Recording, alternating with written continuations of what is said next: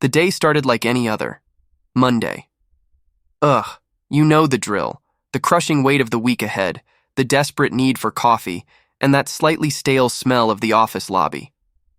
My name is Alex. I'm a software engineer at a pretty big tech company. Think sleek glass building, free kombucha taps, the whole 9 yards.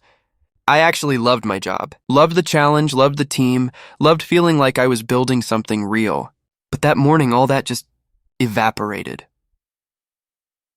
I walked up to the turnstile, already juggling my travel mug, my laptop bag, and a breakfast burrito I'd aggressively microwaved that morning. I was running 3 minutes late, which, for me, is basically a disaster. I slapped my work badge against the reader. Beep, flash of green. That was the sound of smooth sailing. Except this time, it wasn't. I slapped it. Nothing. Just a dead silence and the little red light staring back at me like a cyclops judging my life choices. Okay. Deep breath. Maybe the reader was glitchy. It happens. I pulled the badge back, wiped it on my jeans like that ever fixes anything, and tried again. Beep, red light. Still nothing. The guy behind me, Dale from accounting, who always seems way too cheerful for a Monday, gave me a little, "Problem, Alex?" Look. I offered a strained smile and stepped aside, trying to pretend I was just, admiring the architecture. I tried the reader on the other side of the lobby. Same deal. My heart started that little frantic flutter it does when something is definitely irrevocably wrong. It's a tech company. They don't mess around with security. A deactivated badge means one of two things. Either I owe the company $50 for a replacement or something way worse. I finally walked over to the security desk. Frank was on duty, a guy who looks like a retired wrestler, all gruff but actually pretty chill. "Hey Frank, think you can check my badge? It's gone totally dark on me." I leaned my elbows on the marble counter, trying to sound casual, like this was just a minor inconvenience. Frank took my laminated badge, the one with my slightly awkward photo from 3 years ago, and slid it through his terminal reader. He didn't look at me at first. He just stared at his screen, his eyebrows slowly pulling together like 2 worried caterpillars. The silence stretched out thick and heavy, and I could hear the clack, clack, clack of keyboards from the floor above. He finally looked up, and his expression was completely unreadable. It wasn't the annoyed "you forgot to report your badge lost" look. It was the look of a man delivering bad news he didn't want to deliver. "Alex," he said, his voice dropping to that low, serious rumble. "Your badge isn't faulty. The system says it's deactivated." My stomach dropped like I was on a failing elevator. Deactivated? What does that even mean? Did I forget to update my photo or something? I laughed, a nervous, forced sound that didn't fool either of us. Frank shook his head slowly, pushing the badge back toward me across the counter. "It means your ID has been marked with the code, and I quote, terminated. I can't override that, Alex. You're locked out. Terminated." The word hit me with a physical force. Like a punch to the chest. Terminated. Not lost, not expired, but terminated. I felt a sudden flush of heat creep up my neck. I hadn't done anything wrong. I hadn't even gotten a warning. I just finished a huge sprint for a new product release. I was an asset. Frank, there has to be a mistake. A massive corporate-level mistake. Can you call HR? Call my boss, David? Right now. My voice was starting to shake a little, and I was gripping the edge of the counter so tightly my knuckles were white. He was already dialing an internal number. He held the phone to his ear, waiting. "Look, Alex, I just follow the procedure. When the system says terminated, it's usually straight from HR or executive security. It's not a glitch." He spoke into the phone for a brief, low conversation. "No, he's right here. Yes, okay, thank you." He hung up and looked at me with a definite pity in his eyes. Pity. That was somehow worse than anger. "They said to check your company email. Said a formal notification was sent early this morning." My mind raced. Email? A formal notification? If I had been fired, wouldn't my boss call me? Wouldn't someone call me? I fumbled in my laptop bag for my phone, my hand suddenly clumsy and cold. I logged into my company account, the screen glare a painful white against the dim lobby. I quickly scrolled through my inbox. Nothing alarming. Just the usual flurry of junk and calendar invites. Then I saw it. Tucked neatly between a Jira ticket update and a Daily Digest email. The subject line was chillingly simple. Effective immediately. Resignation confirmation. I clicked it. And that's when the terror truly set in. The email was short, professionally worded, and devastating. It thanked the company for the opportunity and regretfully stated that I, Alex Hayes, was resigning from my position, effective immediately for personal reasons. It was signed formally with my full name and the sender. My own work address, alexhayesomegacorp.com. I didn't write it. I didn't send it. I would never send it. This was my dream job. I had just finished paying off my student loans. I looked up at the pristine glass and steel of the building, which now felt like a fortress locking me out. I realized someone hadn't just gotten me fired. Someone had made it look like I quit. They had stolen my choice, my reputation, and my paycheck, all with a single devastating email. The betrayal was immediate and deep. Who knew my password? Who hated me this much, and why? Hey, if you're watching this, drop a comment right now and tell me where you're watching from and what time it is for you. I need to know I'm not alone in this crazy story.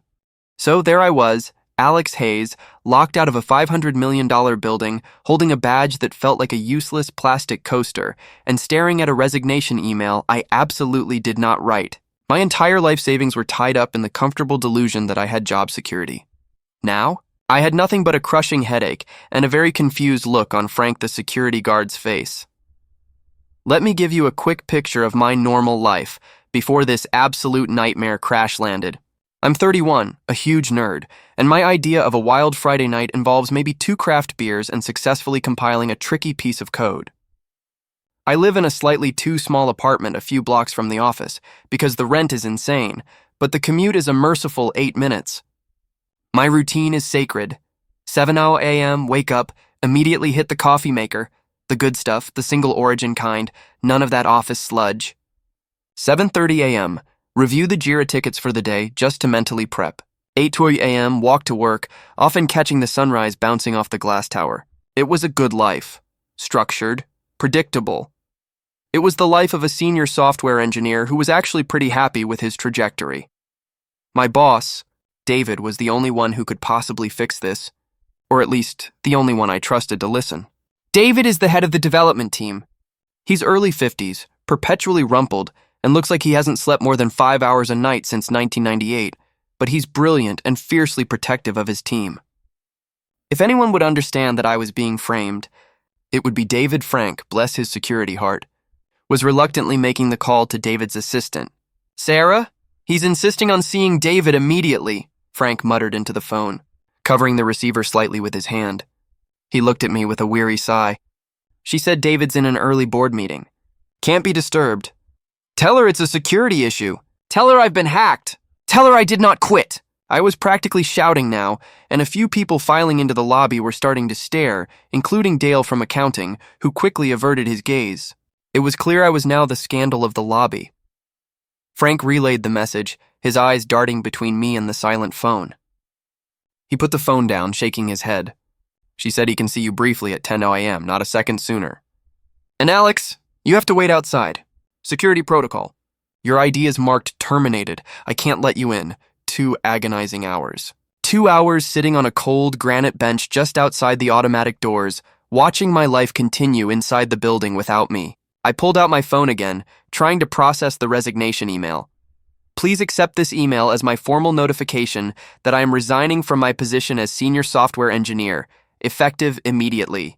Due to unforeseen personal circumstances, I must step away from my professional duties. It read like it was written by a corporate robot, which ironically made it seem more legit. The tone was formal, detached, and completely unlike my usual communication style, which tends to be littered with emojis and code puns. I decided to call my best friend and coworker, Mark. Mark sits 2 desks away from me. He's been my work buddy for 4 years, and we share a mutual bond over the sheer audacity of some of the deadlines we've been given. I dialed him. He picked up on the second ring, sounding frantic. Dude, where are you? We're slamming this bug, and you're supposed to be running point on the final integration test. Mark sounded genuinely stressed. Mark, listen to me. I'm outside. I'm locked out. My badge is deactivated. There was a beat of silence on the line. Then Mark started laughing. A loud, booming laugh. Wait, what? Are you serious? Did you spill coffee on the main server again? What's the punchline, Alex? No punchline. I'm serious. And Mark, you need to check your email. I think someone sent an email from my account saying I resigned. The laughter stopped abruptly. Wait, hold on. I could hear the click, click, click of his keyboard in the background. Then a low, horrified whisper. Oh my God. It's here. I thought it was a joke. An awful sick joke. Did you or anyone see me log in last night? Did you see me send it? I was desperate now, hoping he had some piece of external proof. No, man. I left around 6:30 p.m. You were still there grinding. You said you were going to finish that API documentation. Wait a second. I heard him mumble something away from the phone. Then he came back, his voice thick with concern. Alex, David is walking by. He looks furious. He just told Sarah to block all access to your work accounts. All of them. That was the nail in the coffin. David wouldn't block my accounts if he thought this was a simple mistake. He must believe the email. And that hurt. David knew me. He knew my work ethic. Why would he assume I'd quit right before a major launch? Mark, listen. I need you to do me a favor. A big one. Open my laptop. It's under my desk. The small silver one. It's my personal machine, not company property. I need you to power it on and then discreetly open the file named ghostlog.txt on the desktop. Don't let anyone see. Ghostlog? What is that, man? Is this some kind of spy movie? It's a small script I wrote months ago. It silently logs all failed login attempts and any unusual activity across my connected devices. Just a little paranoia project. If someone got into my work email, there has to be a trace. I need that file. Can you do it? The silence was longer this time. Mark was risking his own job for me. But he was my friend. Yeah, Alex. Yeah, I can do it. Meet me in 15 minutes at the grind across the street. Don't come back here until 10 a.m. I'm bringing the ghostlog.txt. The relief was a physical wave. I had an ally and I had a plan. Someone was trying to take me down, but they had underestimated one thing, my paranoid coding habit. This wasn't just a resignation anymore. This was a sophisticated, highly targeted attack. And now I was going to hunt the attacker down. I practically sprinted across the street to the grind, a coffee shop so trendy it felt aggressively welcoming. Mark was already there, huddled in a corner booth, looking like a secret agent who was about 5 seconds from being exposed. He had his laptop open and a small, almost invisible USB stick clutched in his hand. I slid into the booth opposite him. Did you get it? Did you manage to copy the file? I didn't even bother saying hello. My mind was already in full-on forensics mode. Mark nodded, his eyes wide. Dude, that was the most terrifying 5 minutes of my career. David literally walked past my cube right when I was plugging in the USB. I almost had a cardiac event. But yeah, ghostlog.txt is right here. He pushed the flash drive across the table toward me. What is this thing, Alex? Seriously. Why are you tracking your own login attempts? It's a long story, but basically, I once had a nightmare that I accidentally formatted the company's main production database in my sleep. So I started getting hyper-paranoid about security, I explained. Already slotting the drive into my personal laptop. It just monitors all traffic to my accounts and pings a local file with any anomalies or failed attempts. I figured if someone resigned for me, they had to have accessed my email, which means they had to have logged in. I opened the file. It was a massive text dump, thousands of lines of IP addresses, timestamps, and connection protocols. It looked like digital spaghetti, but to me it was a map. I focused on the time window. The resignation email was sent at 3:17 a.m. that morning. I quickly filtered the log for successful logins to my work email server around 3:15 a.m. Aha! I breathed, a sudden surge of adrenaline making my fingers fly across the keys. There's a successful login at 3:16 a.m., just a minute before the email was sent. And look at the protocol. It bypassed the two-factor authentication. That's a seriously high-level piece of work. Mark leaned over my shoulder, his voice barely a whisper. Bypass 2FA? Alex, only a handful of people in the entire company have the master security key that could do that, or at least the knowledge to exploit that specific vulnerability. Exactly. Now look at the IP address. I highlighted the long string of numbers. It's not my home IP, not a VPN, and it's not an IP from our main corporate office. I quickly ran a trace on the IP address using a free online tool, pretending to be searching for a recipe on my screen just in case anyone was watching. The results popped up almost instantly. The IP address traced back to a small private-use server farm located just outside the city. It was used by one of the specialized off-site contractor teams we hired for overflow projects.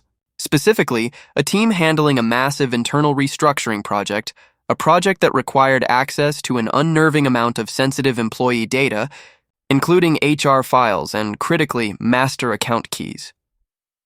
The person who resigned from me wasn't just a random hacker. Mark.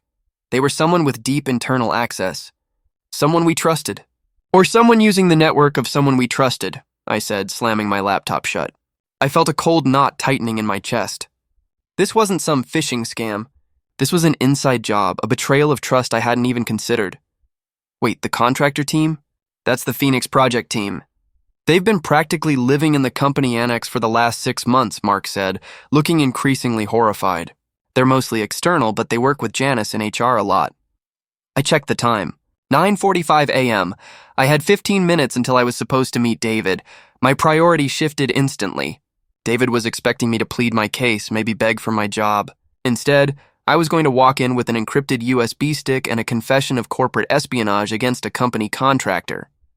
I need to find this specific person. The IP's good, but it's still just a location. I need a face, a name, and a clear motive, I muttered, thinking aloud. I need to get to the security footage for the server farm, but I'm locked out of the system.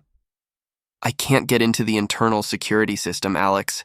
That's way above my pay grade. If I try that, I'm terminated too, and I actually like eating food, Mark whispered, nervously stirring his latte. I know, but David is the only one who can pull the security logs without setting off 1,000 alarms. He has the admin codes.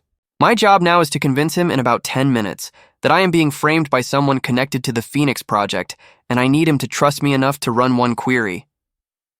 I looked at Mark, dead serious.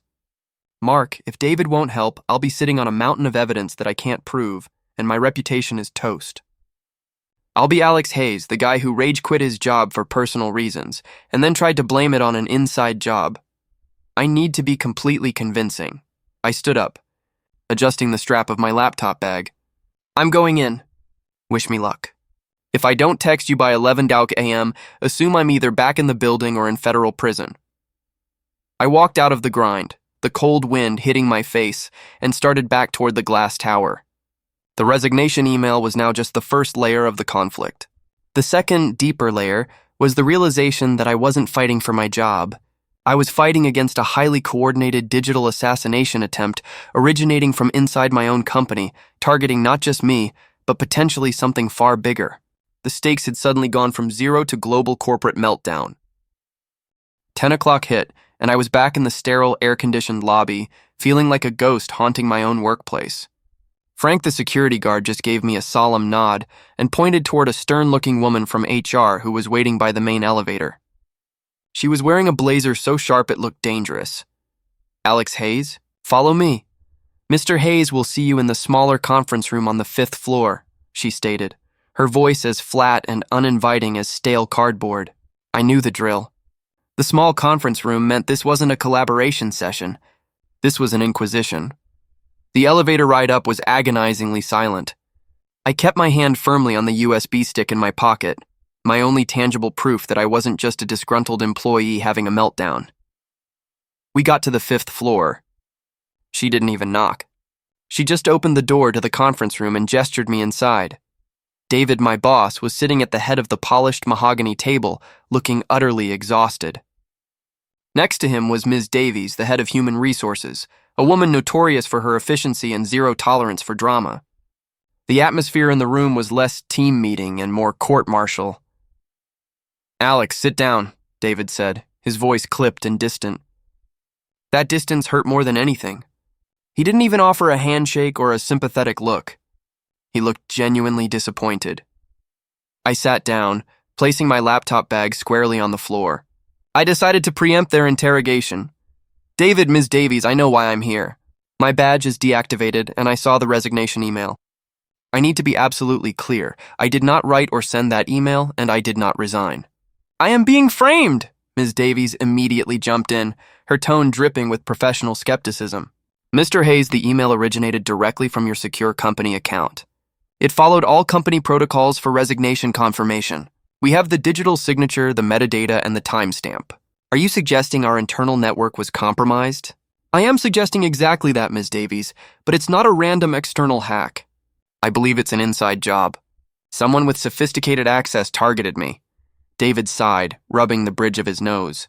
Alex, look, I'm trying to give you the benefit of the doubt, but this is a serious accusation. You know how important the launch is next week. Walking out now, especially after you just finished the core API, it looks frankly terrible, and now you're claiming corporate espionage? It's not a claim, David, it's a fact. I have proof, I insisted, pulling out the small USB stick and placing it on the table. This contains a log file from my personal machine. It tracked a successful login to my work email at 3:16 a.m. this morning, exactly 1 minute before the resignation email was sent. The protocol used to bypass my two-factor authentication is only possible with a master key or high-level admin privilege, and the IP address traced back to the network of the external Phoenix project contractor team. David's head snapped up. His disappointment was momentarily replaced by a flicker of the old, intense problem-solving focus I knew well. Ms. Davies, however, remained unmoved. Contractor network access is granted to dozens of individuals. Mr. Hayes, this is circumstantial. It does not prove who sent the email, nor does it discount the possibility that you simply use that network yourself to cover your tracks. That stung. She was still twisting the narrative. This wasn't about finding the truth. It was about protecting the company's reputation and pinning the whole thing on the easiest target, the guy who was already locked out. But wait. We can verify this, David, I pressed, leaning forward. If the attacker used an IP from the Phoenix project network, then they must have been physically at the contractor's offsite annex. David, you have admin access to the company's security system. I need you to pull the security footage for the Phoenix project annex's main entry between 3:00 a.m. and 3:30 a.m. this morning. That will show us who was physically there. David hesitated. He looked at the USB, then at Ms. Davies, then back at me. I could see the internal struggle. He wanted to believe me, but pulling internal security footage for a non-HR approved investigation was a career risk. Ms. Davies beat him to the response. Absolutely not. We will not be performing an internal security audit based on the claims of a terminated employee. We will review your evidence through official channels, which will take time. In the meantime, Mr. Hayes, you need to return all company property and clear your desk. We will forward your final paycheck via direct deposit. You want me to just pack up and leave? When someone is clearly trying to sabotage not just my career, but potentially the company's data infrastructure through this Phoenix project network access? My voice was rising now. This isn't just about me, David. That contractor team has access to sensitive company metadata. David finally spoke, his voice quiet but firm. Alex, this is getting out of hand. I'm giving you a chance to clear your name through procedure, but I can't risk my career or the project by starting a rogue security investigation. I need you to understand that, until proven otherwise, the company is treating this as a valid resignation. I'll have someone bring your personal items down to you. Please leave the building now. It was the ultimate rejection. My friend, my mentor, had chosen the path of least resistance and corporate cover-up. I felt a surge of cold fury. I wasn't going to let this go. They were going to dismiss my evidence, sweep this under the rug, and let the real attacker walk free. I stood up, pushing my chair back with a loud scrape. I knew I had to act now without permission. The company had locked me out, but they hadn't deleted my memory, my expertise, or my drive. I needed access to their systems, and since they wouldn't grant it officially, I had to find a different way in. A digital way. I looked David straight in the eye. Fine, I'll leave. But you will regret not taking this seriously. David, this is going to be a lot bigger than a single resignation. I snatched the USB drive off the table, gave Ms. Davies a final, icy look, and walked out, leaving the stunned silence of the conference room behind me. They had officially declared me an enemy of the state. Game on. I left the office building feeling a strange mix of absolute despair and icy focus. David and Ms. Davies had basically confirmed my worst fear. They were prioritizing corporate stability over truth. They thought I was either a liar or having a breakdown. So I was on my own. I had to hunt the ghost that had hijacked my life, and I had to do it using only my wits, my personal laptop, and that single piece of digital evidence from the ghost log. The problem was, all my tools were internal. My entire professional existence was tethered to the company's network. Now that I was locked out, I was a plumber without a wrench. I needed a new plan of attack, one that leveraged my specialized knowledge of their infrastructure without requiring a direct login. I found a quiet corner in a public library a few blocks away.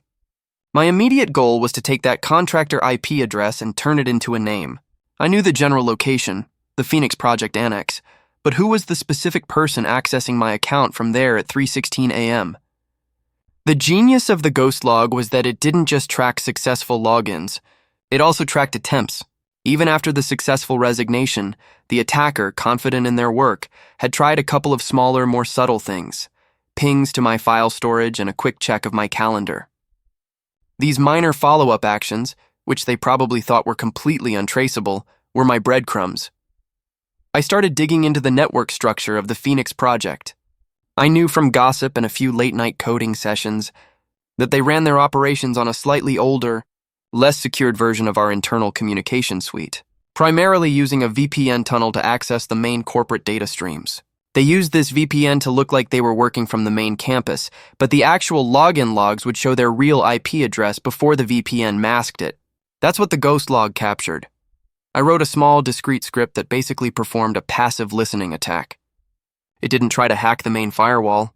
Instead, it targeted the publicly available Phoenix Project documentation portal, a site where they posted project updates, meeting minutes, and crucially, a complete roster of their team members, their schedules, and their primary device IDs. It took me about an hour of intense, focused coding, fueled by the 3 days' worth of caffeine I'd consumed that morning. I was basically reverse engineering a puzzle using only the edge pieces. Finally, the script returned a crucial piece of data, a device MAC address associated with the 3:16 a.m. IP connection. A MAC address is like a computer's fingerprint, unique to the physical hardware. The roster on the documentation portal listed the MAC addresses of all the company-issued laptops used by the Phoenix Project team, along with the names of the employees they were assigned to. I cross-referenced the two pieces of information.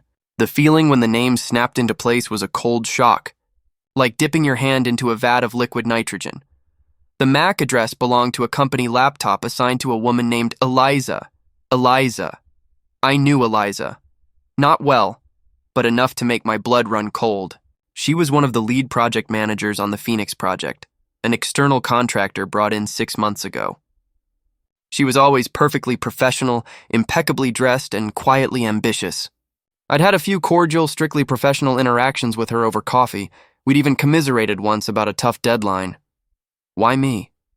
Why Alex Hayes, the guy who just wanted to write clean code and drink expensive coffee? Why would an ambitious project manager risk her lucrative contract to frame a mid-level software engineer? Now the conflict deepened and became intensely personal. It wasn't a faceless hacker. It was Eliza. The layered conflict wasn't just who did this, but now, why did Eliza do this to me? I realized there was a secondary challenge at play. She didn't just resign for me. If she had used her privileged access to get into my account, what else had she done? The goal of this digital assassination might not have been merely to get me fired, but to pin a much larger crime on me. I quickly checked my work cloud storage, using a backdoor link I'd set up years ago for remote access. Again, paranoia paid off. The link was still live. I noticed a large file transfer had occurred immediately after the resignation email.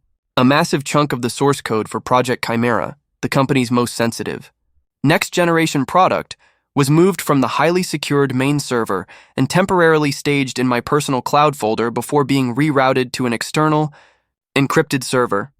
She hadn't just made me quit. She was framing me for corporate espionage. When the company finally realized their Chimera code was gone, they would follow the digital trail straight to my cloud folder. They would assume the disgruntled, newly resigned employee, Alex Hayes, had stolen the code on his way out the door for personal reasons. My God. She hadn't just deactivated my badge, she had effectively ruined my life and set me up to be a scapegoat for a multi-million-dollar theft. I felt a surge of adrenaline so powerful it made me tremble. I couldn't go back to David and HR. They already saw me as the problem. I had to confront Eliza directly, before the company discovered the missing code and the police showed up at my door. The realization that Eliza was framing me for the theft of Project Chimera's source code ratcheted the tension from a corporate inconvenience to a federal crime level. The resignation was just the distraction. The source code theft was the actual hit, and I was the designated fall guy. I knew I couldn't call the police yet. They'd see the digital trail leading directly to my account and my sudden resignation, and I'd be arrested before I finished explaining the concept of a reverse login log. I had to approach this like a true coder. Identify the vulnerability. Exploit the access and neutralize the threat. The vulnerability was Eliza's confidence. The access was the fact that she was still operating freely within the company network, and the threat was the ongoing theft. My next move had to be physical. I needed to see her reaction, confront her subtly, and maybe bait her into revealing her motive. I knew her schedule. Every Tuesday and Thursday, Eliza, Mark, and a few others had an unofficial mandatory synergy lunch at the company cafeteria, level 8. Today was Tuesday. I messaged Mark, "Need to talk. Lunch level 8. Don't tell anyone I'm coming. Act normal." "I'll be in disguise," Mark replied instantly. "Disguise? Dude, are you seriously going to sneak into the building you were just terminated from?" "I'm wearing a very large baseball cap and a borrowed lanyard. See you soon. Get a table near the water feature. I have the name of the traitor." I made my way back to the office, a knot of pure dread and determination tightening in my gut. I wasn't just walking into the cafeteria. I was walking into the lion's den. I slipped into the building via a less guarded side entrance reserved for large deliveries, flashing my outdated badge aggressively at the automatic reader as if I were in a massive hurry, and just walking straight through when it predictably failed. In a building that large and busy, sometimes looking like you belong is all the security you need. I took the stairs up to level 8, avoiding the elevator security cameras.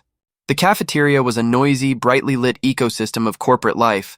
The smell of fresh panini and passive aggression hung in the air. I spotted Mark immediately at a corner table by the ridiculously pretentious indoor waterfall, nursing a plastic cup of iced tea and looking like he was about to vomit. And there she was. Eliza. She was sitting across from him, chatting easily with another manager. Her posture perfect, her laugh light and professional. She looked completely unfazed, the picture of calculated innocence. I grabbed a tray, piled on a frankly suspicious amount of pasta salad, again, the disguise, and slid into the empty seat next to Mark, pulling my cap low. "Mark, why are you sitting like you're trying to disappear into the upholstery?" I whispered. He jumped, spilling a little of his iced tea. "Alex, you're insane. They'll see you. You're supposed to be escorted off the property. Just act normal." "She's right there," I hissed, subtly nodding toward Eliza. I started eating the pasta salad, trying to look absorbed in my lunch. Eliza glanced over, not at me, but at Mark. "Everything all right, Mark? You look a little stressed about that integration test," she asked, her voice calm and smooth. Mark swallowed hard. "Oh yeah, Eliza, fine, just a really tricky bug. The kind of bug that makes you want to resign and move to a farm, you know?" He emphasized the word resign a bit too much. Eliza chuckled, a small, controlled sound. "Oh, you developers and your dramatic flair. Speaking of resignations, I hear Alex Hayes finally quit this morning. Sad, a bit sudden. But apparently he just had to take care of some personal reasons. Quite a loss for the team, right?" She looked directly at me for a fleeting second, a casual scan that almost seemed like she was checking the time. My heart pounded, but I kept my face down, shoveling salad into my mouth like a man obsessed with chickpeas. I decided to drop the bomb. I leaned slightly toward Mark, loud enough for Eliza to overhear. "Mark, before I left, I was trying to trace a weird server anomaly in the Phoenix project network. Did you ever figure out what was causing that 3 a.m. spike? Some kind of rogue data transfer?" The effect was instantaneous. Eliza's easy smile froze. Her hand, which had been resting on the table, tightened into a small white-knuckled fist. She took a slow sip of her water, but her eyes were fixed on the distance. "A server anomaly?" Eliza interrupted, not even pretending to ignore us now. She turned to me directly, and for the first time I looked up. Her eyes, usually cool and professional, held a brief, intense flash of suspicion and calculation. "Excuse me, I don't think we've met." "I'm Eliza. Are you new here?" My brain scrambled. She had seen me plenty of times. She had been on a video call with me just 2 days ago. She was actively pretending not to know the guy she'd framed. This wasn't just a frame job. It was calculated, cold-blooded denial. "I'm a new contractor," I stammered, pulling the baseball cap lower, just shadowing Mark. Yeah, he was telling me about this bizarre network issue. Sounded like someone was attempting a massive data transfer from the Phoenix network right around 3 a.m. It's almost like someone with high-level access was stealing the Chimera code, using a fake resignation to cover their tracks. I put maximum emphasis on stealing the Chimera code. It was a direct, Targeted accusation. Eliza didn't flinch. Her professionalism was a suit of armor. She finally managed a cool, dismissive smile. My network? Impossible. The Phoenix systems are entirely secure, and I can assure you, no contractor on my team would be involved in anything so reckless. That data transfer spike was probably just some routine system maintenance. You know how paranoid you developers get about anomalies. She paused, then added, her voice dropping slightly. I suggest you keep that rumor to yourself, contractor. Spreading baseless rumors about the Phoenix project could put you in a very uncomfortable position with HR. It was a thinly veiled threat. The message was clear. I know who you are, Alex. Back off or face the consequences. The confrontation hadn't led to a confession, but it had achieved something more vital.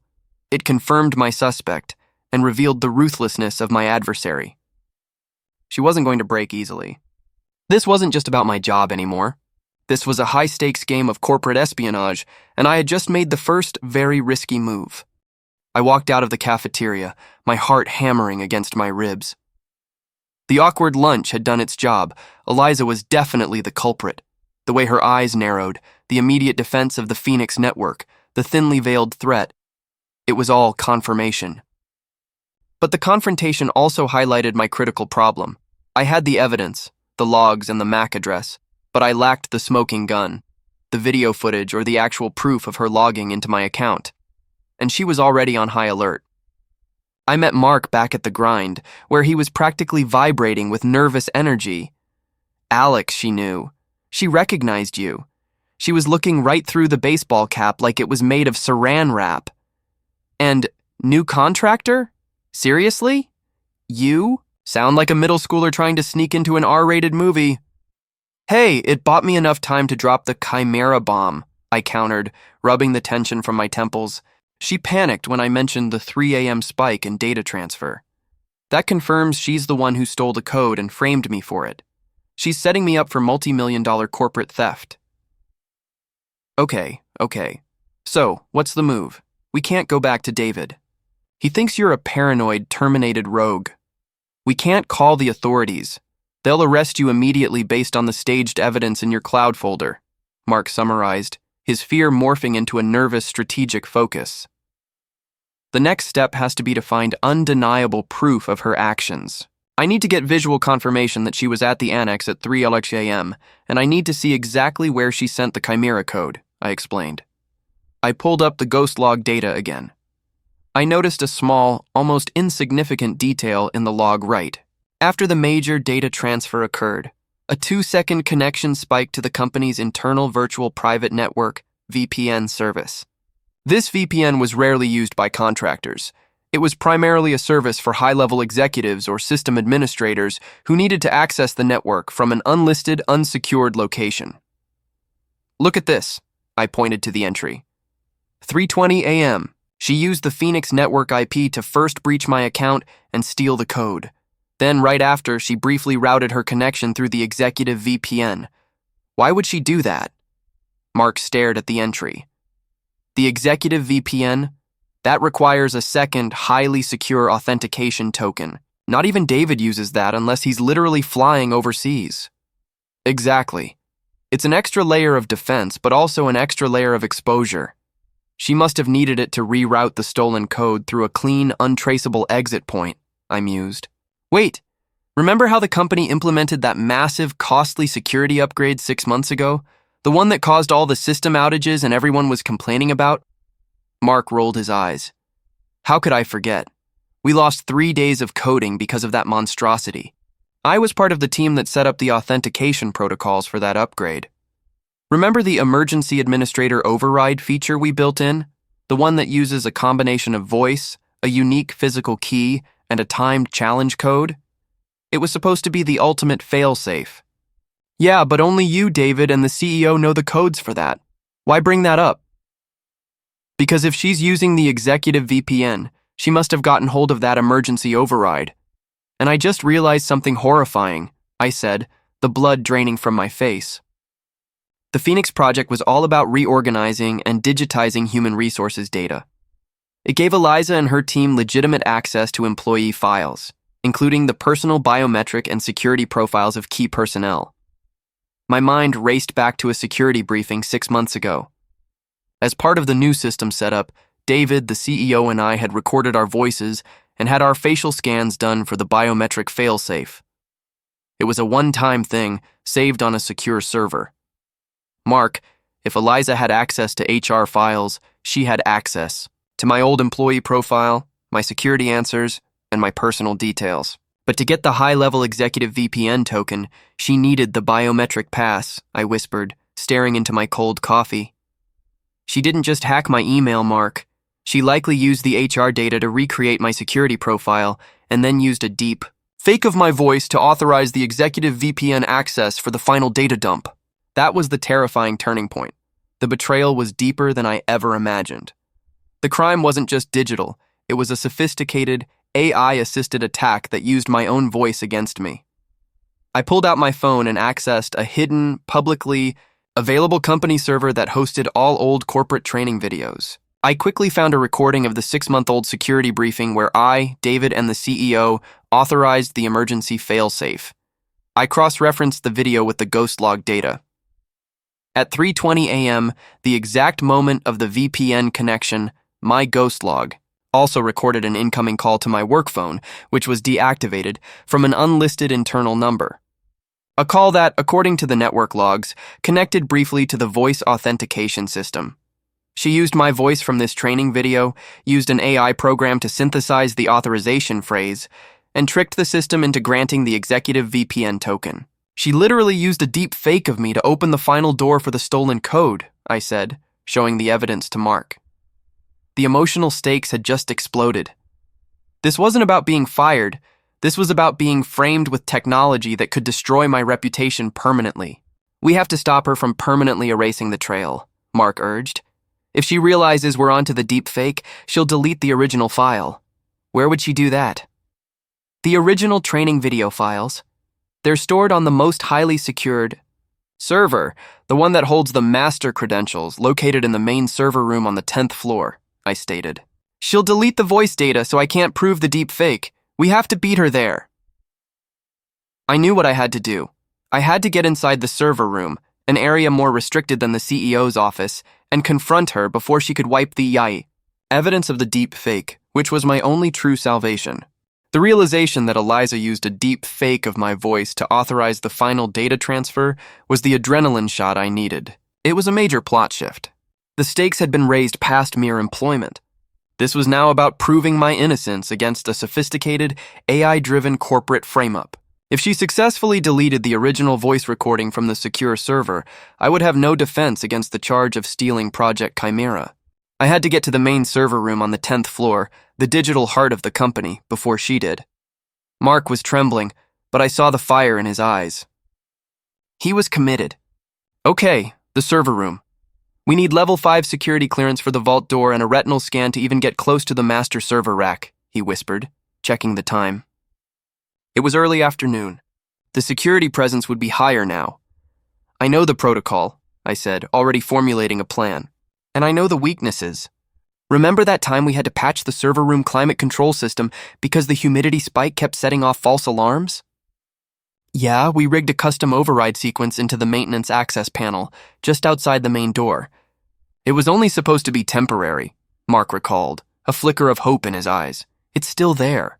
The panel requires a low-level maintenance key, which I still have on my keychain, and a 3-digit code, 113, I explained.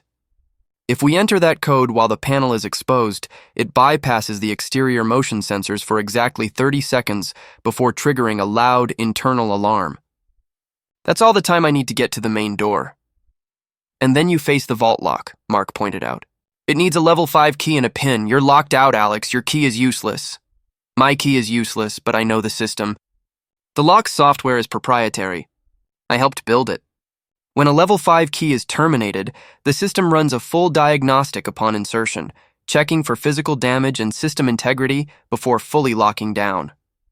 That diagnostic takes about 5 seconds, I explained. During that 5-second window, before the system confirms the terminated status and locks up, I can upload a small encrypted packet that spoofs the authorization signal, temporarily granting maintenance override access. Mark looked at me, a mixture of awe and terror on his face. You're going to hack the vault with your own deactivated key? It's not hacking. It's exploiting a vulnerability I built in myself. The system is designed to check key status last, I corrected him. But here's the kicker. I need you to create a diversion to get me those 5 critical seconds without the hallway being visible to the security cameras. Mark nodded, his eyes darting around. Diversion, got it. I'll make a run to the 10th floor printer and spill a giant cup of coffee on the expensive new networked color printer. That'll draw some attention. No, too obvious, too loud. I need the security guard to look away, not run toward you, I countered. Think subtle. Think annoying, Mark's face brightened. I got it. I'll go up to level 10, walk into the main open plan office, and start loudly and dramatically complaining about the free kombucha tap. I'll stage a mini protest about the lack of ginger flavor, complete with a ridiculously large hand-drawn sign. It'll be just enough to draw the attention of the floor security guard and get him to follow me away from the server room corridor. It was perfect. Ridiculous, distracting, and perfectly Mark. We split up. I took the stairwell, climbing 10 flights of stairs, the silent exertion helping to focus my nerves. When I got to level 10, I saw Mark across the floor. Already setting his plan into motion, his movements just slightly too theatrical as he waved his hands and pointed a giant, hastily drawn sign that read, Justice for Ginger Kombucha.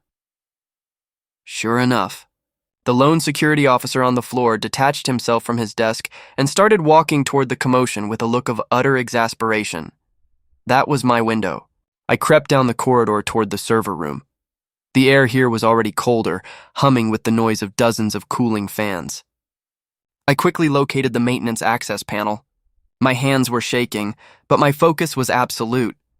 I inserted my maintenance key, turned it, and the panel cover popped off, exposing the delicate wiring and the small keypad. I glanced down the hall. Mark was already having a loud, animated debate with the security guard near the cubicles. They weren't looking. I punched in the sequence 113, beep, green light. The exterior motion sensor light blinked off. 29 seconds left. I sprinted the 10 feet to the vault door.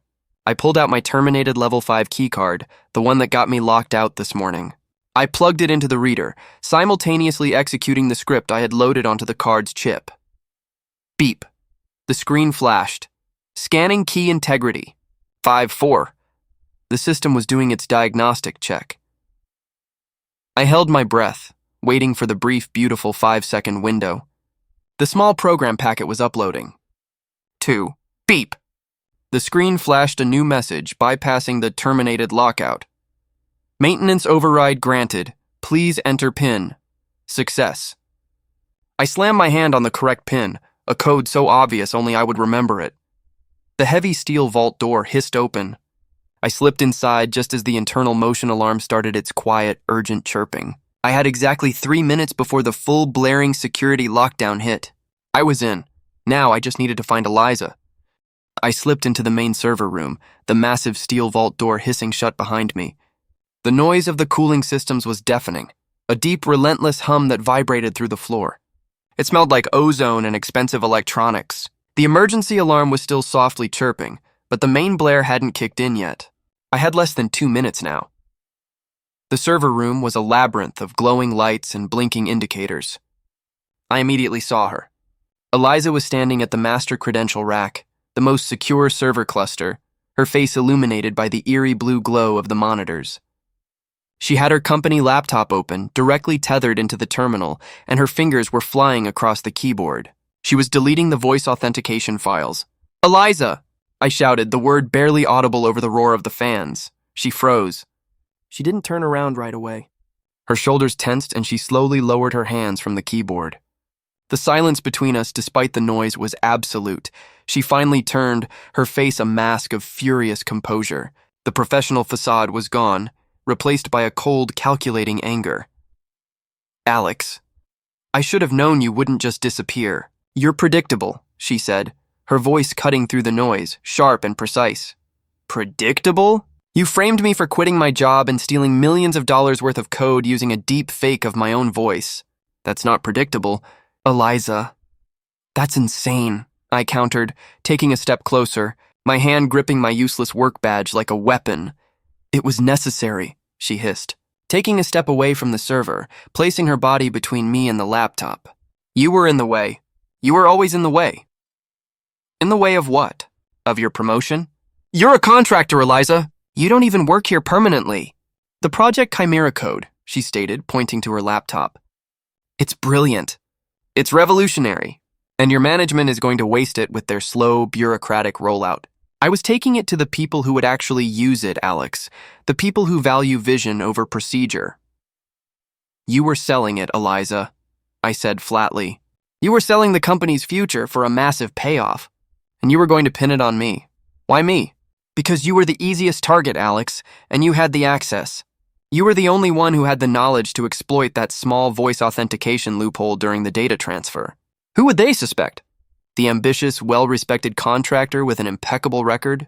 Or the terminated, paranoid software engineer with a history of building ghost logs and override scripts?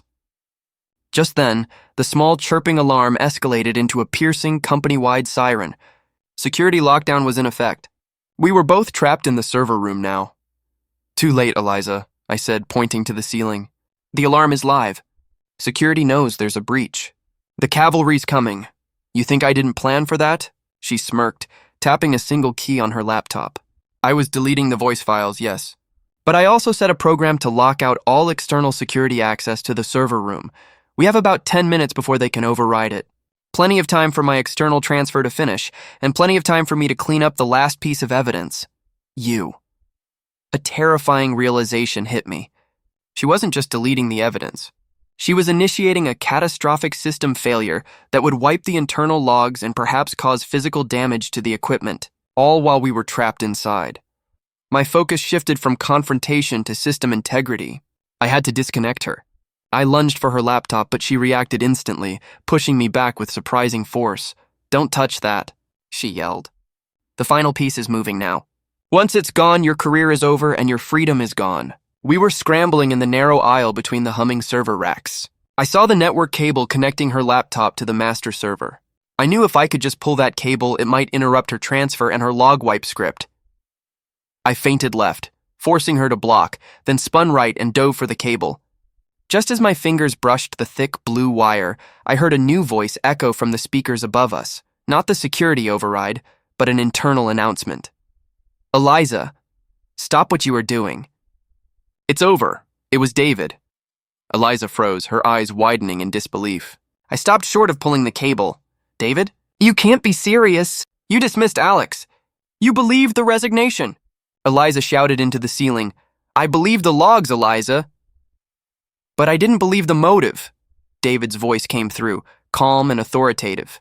When Alex mentioned the Phoenix Project IP and the 3 a.m. transfer spike, I didn't look at the security footage. I looked at the network traffic audit. I saw the huge code transfer routed through the executive VPN, just as Alex described. And the only person with access to the master system data and the key to the executive VPN right now is me. "But I didn't authorize it," David continued, his voice heavy with disappointment. "I realized you didn't just steal the code. You needed Alex's name on the breach to make the theft plausible. I've been watching you on the server room camera feed since I bypassed your firewall lock. The only thing you've accomplished is a betrayal of the highest order. The betrayal I felt from David earlier had now morphed into a strategic double cross. He had played, along with Ms. Davies, to buy himself time to initiate an internal investigation. It was a risky move, but one that ultimately saved me. David wasn't a traitor. He was a reluctant, silent ally. Eliza stared up at the speaker, her face crumpling in rage. She knew she was caught. I used that final moment of distraction to rip the network cable clean out of the master server. The moment I yanked the cable, the entire server room seemed to gasp. The furious hum of the cooling fans momentarily dipped, and then surged again. Eliza shrieked, a sound of pure, unadulterated frustration, and lunged at me, trying to reconnect the laptop. "You idiot! You just ruined everything!" she screamed, her perfectly coiffed hair now slightly askew, the mask of the professional completely shattered. We wrestled briefly in the narrow aisle, the metal floor cold beneath my feet. I managed to keep the severed network cable out of her reach. Through the intercom, David's voice boomed again, sounding closer this time, almost certainly speaking from a mobile device or a control center nearby. "Eliza, 2 things. 1, the code transfer failed. My system audit confirms the file integrity is safe. The code didn't leave the building. 2, security is 10 feet from the door. You have 2 minutes before they cut the power and use the thermal override to breach the lock. Eliza slumped against the server rack, defeated. The adrenaline drained out of her, leaving her looking hollow and pathetic. I stepped back, breathing hard, the victory feeling less like triumph and more like sheer exhausting relief. Why, Eliza? Why go to all this effort? I asked, my voice barely above a whisper. You were good at your job. You were being paid a fortune on this contract. Why throw it all away to steal the code and frame me? She looked up at me, and that's when the true motive, the terrifyingly personal reason behind the attack, finally spilled out. It wasn't just about money, Alex.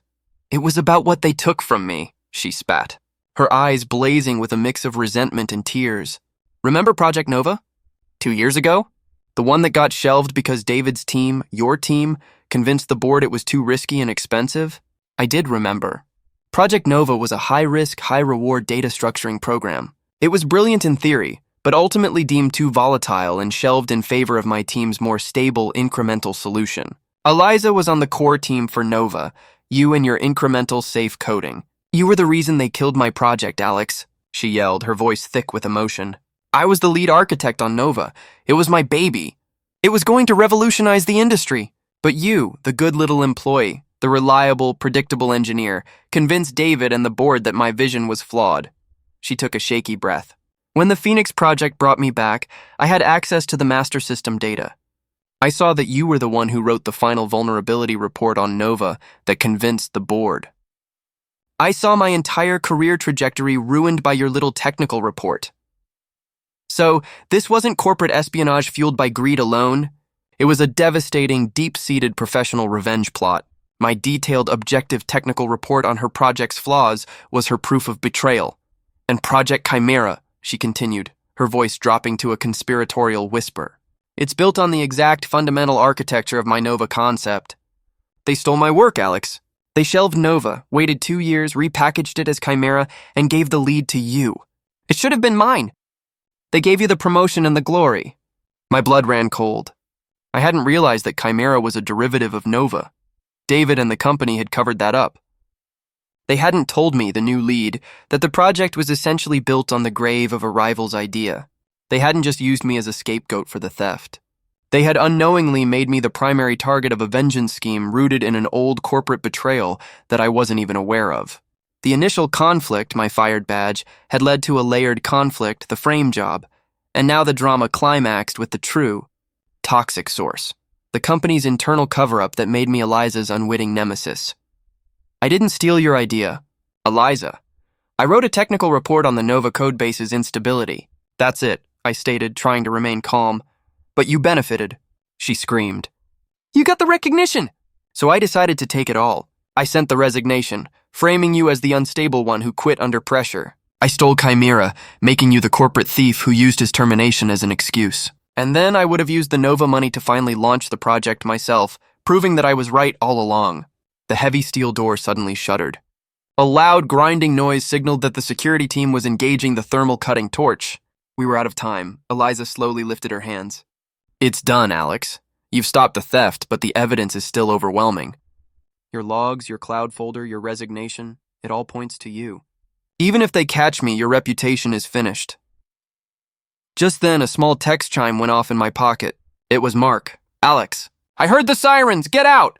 David just pushed a command from the control room. Check your personal email now. I glanced at Eliza, then quickly pulled out my personal phone and opened my inbox. There was a new email from David. It was brief and contained a single attachment, a file named Full Security Footage Phoenix Annex MP4. David hadn't just tracked Eliza. He had pulled the footage of her physically accessing the Phoenix Annex at 3 a.m., the evidence I begged him for earlier, and he'd sent it to my personal email, bypassing HR and official channels. He hadn't publicly vouched for me, but he had privately handed me the definitive proof of my innocence. The betrayal had turned into the ultimate quiet act of loyalty. The tide was turning. The thermal torch outside the server room door was getting louder, a desperate metallic shriek that signaled the final breach attempt. The air felt thick with tension and the smell of hot metal. Eliza was staring at me, still reeling from the failure of her final plot. I held up my phone, the screen displaying David's email and the attached video file. David didn't just track you, Eliza. He gave me the footage. He sent me the definitive proof that you were at the Phoenix Annex at 3 a.m. I have your face, your location, and the digital logs proving you hijacked my account and initiated the theft. The frame job is over. She looked genuinely shocked, her defiance finally crumbling into sheer panic. He wouldn't dare bypass HR protocols. He'll lose everything for this. He valued the truth more than his fear of Ms. Davies, I guess, I replied, the relief making me feel lightheaded. He played along, pretending to believe my resignation, just long enough to get the evidence he needed to expose you without setting off your internal security locks. He didn't betray me. He performed a perfectly executed delayed double cross. Just as I finished the sentence, the server room door buckled inward with a thunderous crack. The security team, masked and geared up, poured into the room, their flashlights immediately blinding us. Freeze! Hands up! I immediately raised my hands. I'm Alex Hayes. I'm the one who reported the breach. She's the one who tried to steal the code. I pointed directly at Eliza. The security officers, following strict protocols, secured both of us, but their focus immediately shifted to Eliza's laptop, which was still connected to the severed network cable. They isolated the computer and the network hardware. Eliza tried one last desperate move. He's lying. He's the terminated employee. Look at his cloud storage. The stolen code went to his personal folder. He's the thief. He broke into this room to destroy the evidence against him. This was it, the crucial moment of the final resolution. Would they believe the digital logs leading to my account or the physical evidence of the breach? A voice cut through the chaos, not from the intercom, but from the doorway. David walked in, flanked by 2 HR representatives, including a stunned Ms. Davies. He looked calm, in control, and utterly exhausted. The employee under suspicion is Eliza, David stated, his voice ringing with absolute authority. I can confirm that I, not Alex Hayes, authorized the full security audit based on suspicious network traffic routed through the executive VPN at 3:20 a.m. Ms. Davies, you will find the complete log, including the attempted voice authentication deepfake, cross-referenced with the time-stamped video evidence from the Phoenix Annex, in the secured folder I just uploaded to the executive terminal. He walked over to me, and for the first time that day, he put a hand on my shoulder. Alex, you're safe. We have a clean file of the master voice print.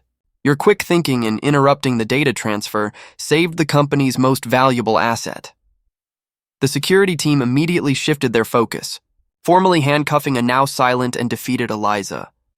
As she was being led away, her eyes met mine one last time.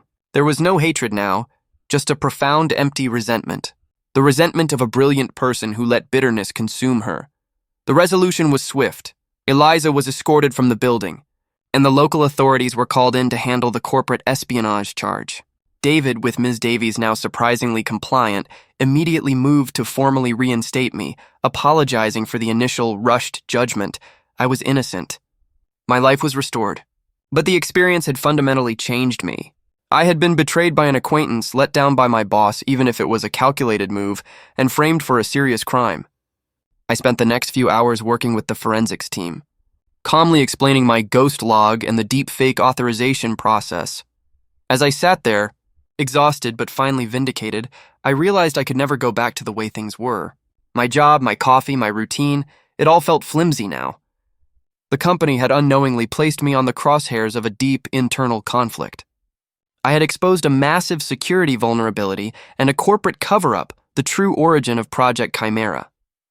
I was no longer just Alex Hayes, the reliable software engineer.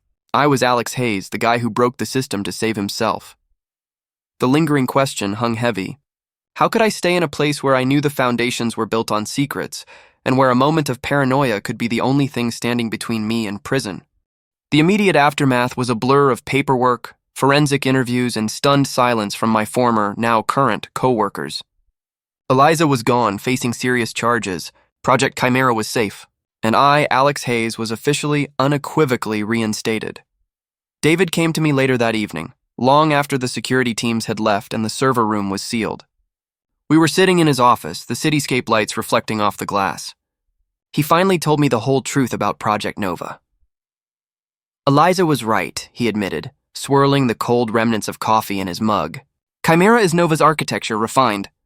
We didn't tell you because we needed a clean slate. We needed your technical stability to finally make it work. I know that sounds terrible, Alex, but we were trying to save a brilliant concept from its own internal flaws. And in the process, you created a perfect villain and an unsuspecting scapegoat, I finished for him. He didn't disagree. He just looked tired. I owe you everything, Alex. You saved us. Your job, your promotion, whatever you want, it's yours. And I mean it. We need you now more than ever. But the truth was, the intense relief of being exonerated was quickly replaced by a profound sense of detachment. The office, the sleek glass building, the constant low hum of corporate ambition, it all felt toxic now. I had seen the underbelly, the professional betrayal, the corporate cover-up, and the sheer ruthlessness with which people would ruin a life for ambition. I couldn't just go back to my desk, my Jira tickets, and my expensive coffee, pretending none of it happened. My career had been nearly ended not by my mistakes, but by my diligence, the technical report, and my paranoia, the ghost log. That level of vigilance was unsustainable for a lifetime, so the emotional closure wasn't a triumphant return to my old life. It was a quiet, firm decision to leave it behind. 2 weeks later, I was cleaning out my desk.